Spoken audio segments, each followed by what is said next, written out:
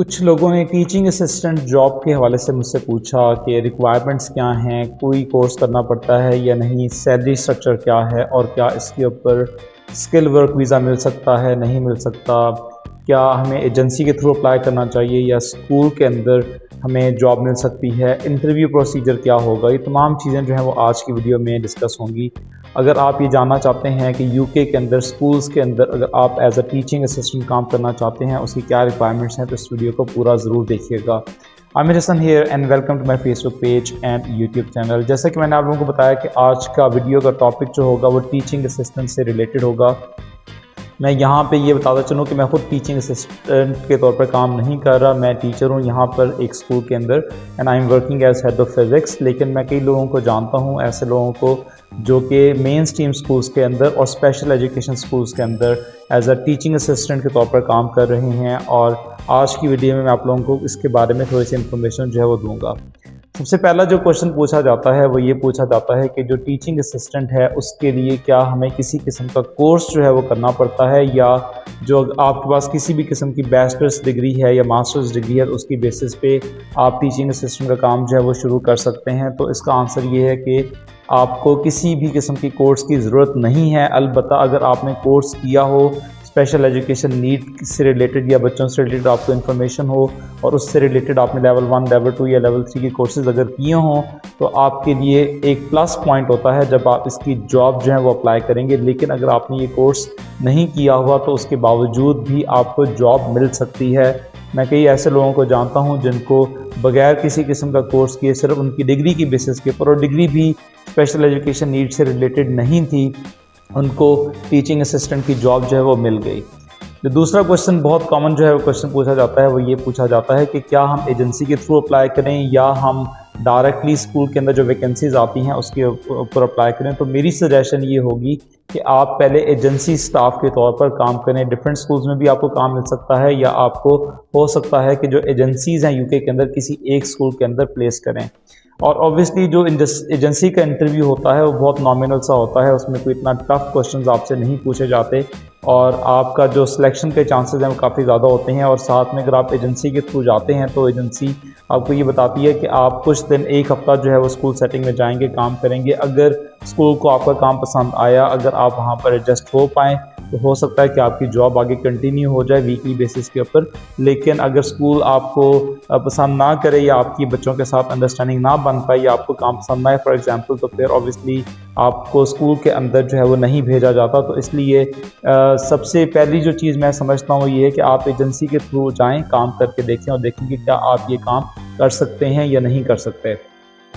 यहाँ पर जो एक और क्वेश्चन जो आप पूछा जाता है बहुत कॉमन वो ये है कि क्या हर क्लास में टीचिंग असिस्टेंट जो है वो होता है, क्या हर क्लास के अंदर टीचर को ये सपोर्ट मिलती है। तो इसका आंसर है हरगिज़ नहीं। यूके के अंदर जो है वो जो स्पेशल एजुकेशन नीड्स वाले बच्चे होते हैं उनमें डिफरेंट तरह की नीड्स हो सकती हैं, चाहे वो कॉग्निशन या लर्निंग से रिलेटेड हों, चाहे उनके बिहेवियर से रिलेटेड हों। कुछ बच्चों में ऑटिज़म होता है, कुछ बच्चों में ADHD होता है। दिखने में बच्चे बहुत ठीक नज़र आ रहे होते हैं, उनको किसी किस्म की फ़िज़िकल डिसेबिलिटी नज़र नहीं आ रही होती, लेकिन उनके अंदर लर्निंग से रिलेटेड इश्यूज़ होते हैं या उनके अंदर जो ADHD है या ऑटिज़म है उस तरह के सिम्टम्स पाए जाते हैं, तो वो भी स्पेशल एजुकेशन नीड के अंदर आते हैं। और अगर मेन स्ट्रीम स्कूल के अंदर डिपेंड करता है कितने बच्चे हैं, उन बच्चों के हिसाब से दो तरह के मेन प्लान होते हैं, SCNK और SCNE। SCNK सपोर्ट जो है वो उसमें बच्चा डायग्नोस तो हो जाता है लेकिन काउंसिल उसमें बच्चे को सपोर्ट प्रोवाइड नहीं करती, तो उस बच्चे के लिए स्कूल के लिए टीए रिक्वायर्ड नहीं होता। लेकिन जो SCNE है जिसका प्रॉपर EHCP प्लान जो है वो बनता है, education health and care plan, उन बच्चों के लिए मैंडेटरी है स्कूल्स को सपोर्ट प्रोवाइड करना और उसके लिए स्कूल को फंडिंग भी मिलती है और उस फंडिंग की बेसिस के ऊपर स्कूल्स के अंदर जो टीएज हैं उनको हायर किया जाता है। तो बेसिकली डिपेंड करता है जो नंबर हैं SCNE वाले जो स्टूडेंट्स हैं जिनके बारे में मैंने आपको बताया, EHCP प्लान वाले, उनके नंबर्स के ऊपर जो है टीए की जॉब डिपेंड करती है। अगर नंबर बहुत ज़्यादा होंगे तो ऑब्वियसली स्कूल में नंबर ऑफ़ टीएज भी ज़्यादा होंगे। अगर वो नंबर कम हो गए तो फिर उसका मतलब है कि जो टीचर्स की जो टीए की सपोर्ट है उस स्कूल में वो कम होगी। तो फिर इसलिए जो टीए की जॉब है बहुत सारे स्कूल जो है एजेंसी के ऊपर रिलाई करते हैं और वो इसका as a permanent job offer नहीं भी कर रहे होते। बट अगेन ये डिपेंड करता है, कुछ टीएस परमानेंट भी होते हैं, हर स्कूल के पास एक डाटा होता है कि उनके पास जनरली कितने SEN बच्चे आते हैं और उनमें से कितने बच्चे SENE वाले जिनको ESCB प्लान चाहिए होता है, तो वो उस हिसाब से अपनी जॉब्स जो हैं वो एडवर्टाइज़ करते हैं।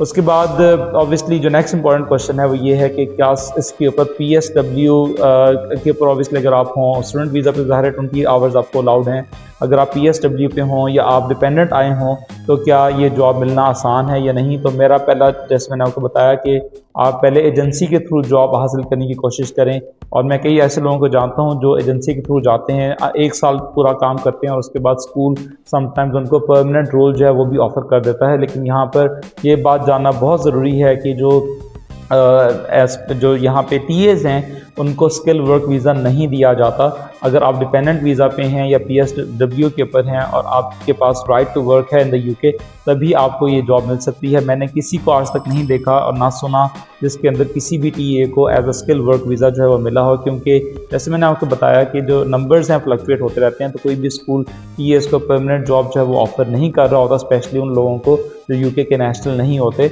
और ज़्यादातर वो यही प्रेफर करते हैं कि एजेंसी के थ्रू जो है वो टीचर असिस्टेंट जो है वो आएँ।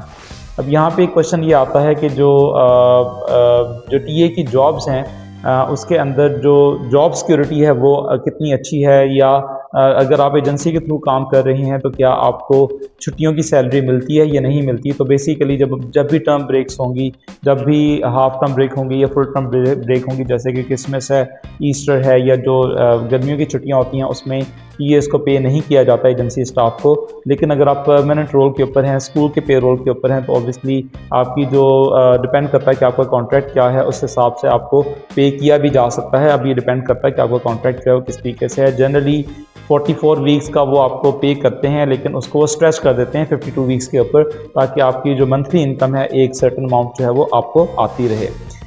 फिर नेक्स्ट क्वेश्चन जो है वो ये पूछा जाता है कि जो इंटरव्यू के अंदर क्वेश्चंस किस तरह के पूछे जाते हैं, ये टास्क जो हैं वो किस तरह के दिए जाते हैं। तो जैसे मैंने आपको बताया कि अगर आप एजेंसी के थ्रू जाएंगे तो एजेंसी का इंटरव्यू नॉमिनल सा होता है। वो जनरली आपसे SEN के बारे में पूछेंगे, स्कूल के कल्चर के बारे में पूछेंगे, या पूछेंगे कि आपको स्कूल के बारे में क्या नॉलेज है, SEN बच्चों के बारे में क्या नॉलेज है। तो वो इंटरव्यू थोड़ा सा नॉमिनल सा होता है। लेकिन अगर आप डायरेक्टली स्कूल में अप्लाई करते हैं तो उनका इंटरव्यू काफ़ी टफ होता है, क्योंकि उसके अंदर वो डिफरेंट तरह की चीज़ें वो आपसे पूछते हैं। उसमें इंटरव्यू तो होता ही है जिसमें वो आपसे डिटेल सिनेरियोज़ के अंदर चीज़ें डिस्कस करते हैं कि अगर एक बच्चे को ADHD है या ऑटिज़म है या हियरिंग इम्पेयरमेंट का इशू है, तो उस बच्चे को आप कैसे सपोर्ट करेंगे, या एक बच्चा डिसरेगुलेट हो रहा है क्लास के अंदर, तो उसके लिए आप कौन सी स्ट्रैटेजीज जो हैं वो यूज़ करेंगे।